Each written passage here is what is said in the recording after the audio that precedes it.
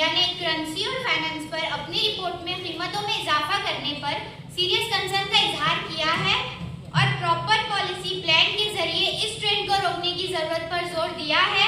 Madam speaker, अगर सरकार ने ऐसे ऑप्शन पॉलिसीज और प्लान्स में रखे हैं तो रिजल्ट्स अब तक हमें क्यों नहीं मिले? Honourable minister of finance please. अध्यक्ष महोदय, मैं नहीं समझता ये सवाल पूछने से पहले महोदय ने कोई रिसर्च की है, क्योंकि अगर रिसर्च की होती तो ये सवाल ना पूछते। अध्यक्ष महोदय, महंगाई की असल वजह ये कि जब कोई चीज का मार्केट में सप्लाई कम हो जाता है तो उसकी वजह से उसकी डिमांड बढ़ जाती है और उसकी डिमांड बढ़ने की वजह से उसकी प्राइस जो है प्राइस ऑटोमेटिकली बढ़ जाती है। इतना नॉलेज तो आपको होना चाहिए था महोदय। अध्यक्ष महोदय, जैसे कि माननीय सदस्य महोदय ने कहा कि चीजों के बढ़ते हुए दामों के ऊपर हमारी सरकार क्या कदम उठा रही है, तो मैं उन्हें बताना चाहूंगा इस समस्या के ऊपर हमारी गवर्नमेंट काम कर रही है और अलग अलग उपाय निकाल रही है। अध्यक्ष महोदय, बढ़ते हुए दामों को देखकर मार्केट में मनी सप्लाई पर रोक लगाई जाती है, लेकिन इसकी वजह से हमारे देश की इकोनॉमी के ऊपर एक बुरा असर होता है। अध्यक्ष महोदय, तो ऐसे वक्त में हमारी गवर्नमेंट ने पॉलिसी मेकर के साथ मिलकर ऐसी पॉलिसी बना रही है जिसकी वजह से हमारे देश की इकोनॉमी के ऊपर भी कोई असर ना हो और प्राइस जो है वो मिनिमम ही रहे। दूसरी बात अध्यक्ष महोदय, जो प्रोडक्ट हमारा देश दूसरे देशों को एक्सपोर्ट करता है जबकि उस प्रोडक्ट की डिमांड हमारे देश में ज्यादा की जा रही है, तो ऐसे वक्त में हमारी गवर्नमेंट ने एक्सपोर्ट को बैन करने का फैसला लिया है। अध्यक्ष महोदय, मैं आपके माध्यम से सदन को ये आश्वासन देता हूँ कि जिस फसल की पैदावार हमारे भारत देश में होती है वो सबसे पहले मेरे भारतवासियों तक पहुंचेगा, इसका हमारी सरकार द्वारा पूरा ख्याल रखा जाएगा। अध्यक्ष महोदय, मैं माननीय सदस्य महोदय को विश्वास दिलाता हूँ कि एसेंशियल कमोडिटीज एक्ट ऑफ 1952 लागू किया जाएगा और उसका सरकार द्वारा पूरा ख्याल रखा जाएगा। धन्यवाद। Thank you, Speaker. Speaker, Madam, I wanted to describe one problem in West Bengal's minority department. Madam, we have the large number of reservation for castes and we have different caste categories in our state. But Madam, my question is that the people really belong to their caste? Because Madam, this government takes caste verification very carefully, Madam. They don't have a specific team or specific department to verify the caste of the people. Because of that, so many people misuse that reservation, Madam. Madam, मेरा सवाल इतना ही है कि क्या हमारे ministry के पास उसके लिए कोई प्रॉपर्टी है तो किस तरीके से काम कर रही है और किस तरीके से सिटीजन उसका फायदा हो रहा है, madam? Honourable minister of minority affairs please answer.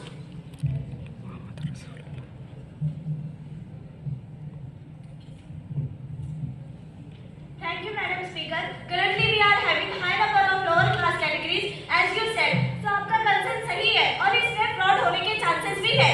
तो इस इशू को ओवरकम करने के लिए गवर्नमेंट ने 2012 में high level verification committee establish की थी, जिसको एक रिटायर्ड जज लीड कर रहे थे। उसके बाद मिसयूज और फ्रॉड को रोकने के लिए गवर्नमेंट ने ऑनलाइन एप्लीकेशन सिस्टम इंस्टॉल किया गवर्नमेंट वेबसाइट पर, जिसकी वजह से फेक डॉक्यूमेंट्स पहचानना आसान हो गया और इसी के साथ पुलिस वेरिफिकेशन कंपलसरी करवा दिया, जिसकी वजह से काफी हद तक फेक डॉक्यूमेंट्स बनना कम हुए और सही हकदार में लोगों को उनका हक मिला। और वेस्ट बंगाल में गवर्नमेंट ने बैकवर्ड कास्ट एक्ट 2018 में पास किया, जिसमें फेक डॉक्यूमेंट्स बनाने वालों पर लीगल एक्शन लिया जाए ताकि डिजर्विंग लोगों को उनका हक मिले। मिसयूज और फ्रॉड्स की वजह से डिजर्विंग लोगों को उनका हक नहीं मिलता था, इसलिए गवर्नमेंट ने strict rules, police verification, awareness camp, compulsory document verification और यहाँ तक कि डीएनए वेरिफिकेशन जैसे इनिशिएटिव्स को लॉन्च किया, जिसकी वजह से ऐसे फ्रॉड्स कम होते गए। और ये सब सिर्फ बातें ही नहीं है, हमारे पास इसका ठोस सबूत भी है। आप हमारी वेबसाइट पर जाकर चेक कर सकते हैं कि हमने किस तरह अपना काम किया है। तो मैडम स्पीकर, मैं माननीय सदस्य को बता दूं कि सरकार ने अपना काम पूरी ईमानदारी से किया है।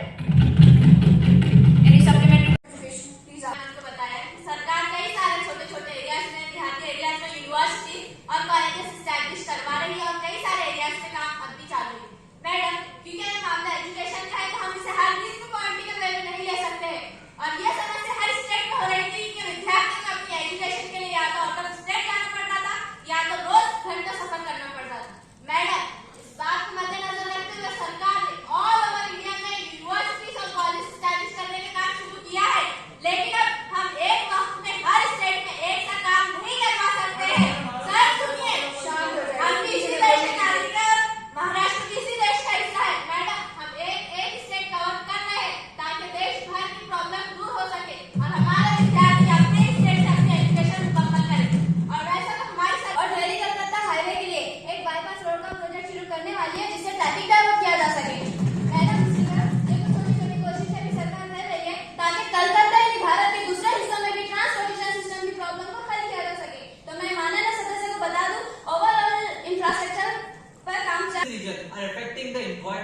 by discharging their harmful effluents into the river. In result, the river is getting polluted and people of this region are facing acute shortage and scarcity of drinking water. Madam, the estimated population of Pali is 28 lakh as per Aadhaar data 2022 and the district requires more than 25 million liters of water per day. Madam, if we still not resolve this issue, so how the people of this region can survive? So I request the minister to also take actions on the problems of Pali region by issuing warning notices to the industries and also make water conservation projects like rainwater harvesting which can resolve the problems of Pali region. Thank you. The zero hour is over. Bill for consideration. Now, the House will take the consideration of Environmental and Conservation and Protection of Natural Resources Bill 2024. Honorable Minister, please.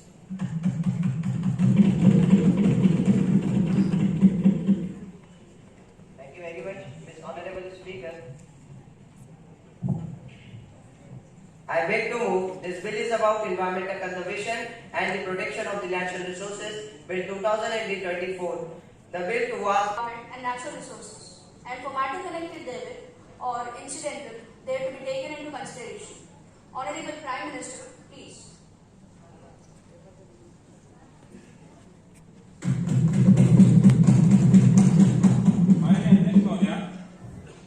जैसा कि हमारे सामने पर्यावरण मंत्री जी ने अभी environmental conservation and protection of natural resources bill प्रस्तुत किया, हम सब अच्छी तरह जानते हैं कि आज पृथ्वी किस तरह अनेक संकटों से जूझ रही है। विश्व भर में प्रदूषण के कारण मनुष्य जीवन कठिन से कठिन होता जा रहा है। सिर्फ मनुष्य जीवन ही नहीं बल्कि प्राणी, पेड़, पक्षी आदियों का जीवन भी आज संकट में पड़ चुका है। अध्यक्ष महोदया, हम मनुष्य इस धरती पर सबसे सम्मानीय प्राणी माने जाते हैं, इसलिए हमारा कर्तव्य बनता है कि हम इस धरती पर संतुलन बनाए रखें। इस बिल को संसद में प्रस्तुत करने का उद्देश्य यही है कि हमें हमारे प्रकृति के संरक्षण को प्रथम रख इस प्रकार ठोस कदम उठाने की जरूरत है। सबसे पहली समस्या तो है जंगलों को बचाने की। इस बिल द्वारा हम जंगलों में रहने वाले जीवों को बचाने के लिए हाई लेवल कमेटी का स्थापना करेंगे, जिसका प्रथम कार्य होगा पेड़ों के संरक्षण पर विचार करना, सभी राज्यों के अलग अलग क्षेत्रों में वृक्ष बढ़ाने के लिए पॉलिसी बनाना और इसी कार्य पर होने वाला खर्च तय करना।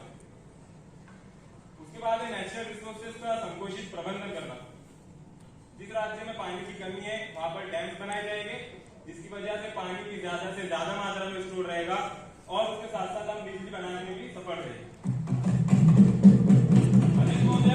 प्रकृति की चीजें और भी बहुत सारी चीजें हैं जैसे कि हवा, मिट्टी, ईंधन, इन सबका भी सही मात्रा में उपयोग हो, इसका भी ख्याल रखा जाएगा और जो लोग खुद के स्वार्थ के लिए इन चीजों का गलत इस्तेमाल करते हैं उन पर भी कड़ी से कड़ी कार्रवाई की जाएगी।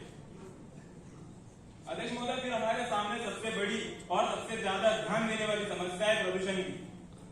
आज वर्तमान में नई दिल्ली दुनिया के सबसे ज्यादा प्रदूषित शहरों में प्रथम क्रमांक पर है। इस गंभीर समस्या को देखते हुए इलेक्ट्रिक वाहनों को ज्यादा से ज्यादा बढ़ावा दिया जाएगा और पेट्रोल और डीजल के बदले में इथेनॉल जो कि गन्ने के वेस्ट से बनता है उसको हम ज्यादा से ज्यादा बढ़ावा देंगे और इसको अमल में लाने के लिए हम पूरे भारत में विविध प्रकार की मुहिमें चलाएंगे।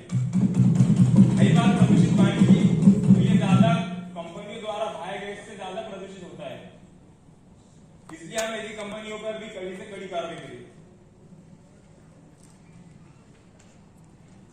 अध्यक्ष महोदय, फिर समस्या है वेस्ट मैनेजमेंट की।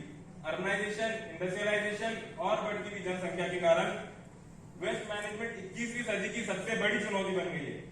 इसके कुछ प्रकार है जैसे कि dry waste, solid waste, wet waste, biodegradable waste, non biodegradable waste, इन सभी के प्रबंधन पर गंभीरता से विचार करते हुए पॉलिसीज बनाई जाएगी और जो रियार्ड प्रोग्राम है रिड्यूस, रीयूज, रिसाइकल, ये हर छोटे से छोटे गांव में लागू हो, इसके लिए कैंपेन चलाए जाएंगे और जितना हो सके उतना प्लास्टिक का कम से कम प्रयोग हो, इसके लिए भी स्ट्रिक्ट कदम उठाए जाएंगे। इन सब चीजों का सबसे बड़ा कारण खुद मनुष्य ही है, जिसकी लगातार पेड़ पौधों की कटाई की वजह से और ऐसे उत्पाद जो प्रकृति के लिए घातक है उनका उपयोग करने की वजह से क्लाइमेट चेंज एक बहुत बड़ी चुनौती हम लोगों के सामने है। लगातार प्रकृति की छेड़छाड़ से नेचुरल कैलामिटीज जैसे कि अर्थक्वेक्स, लैंडस्लाइड्स, सुनामी जैसी घटनाएं आज के दौर में आम हो गई है। इन्हीं तरह के नैसर्गिक घटनाओं को कम करने के लिए पॉलिसीज बनाई जाएगी जिसका implement. Honorable Speaker Madam, the bill which is put for our country is always welcome.